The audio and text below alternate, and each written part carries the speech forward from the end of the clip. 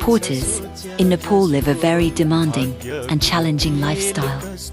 They carry heavy loads, often weighing more than their own body weight, while walking long distances on steep, narrow mountain trails.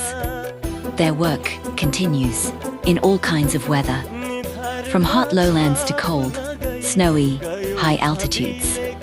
Many porters come from rural villages and depend on this physically exhausting job to support their families.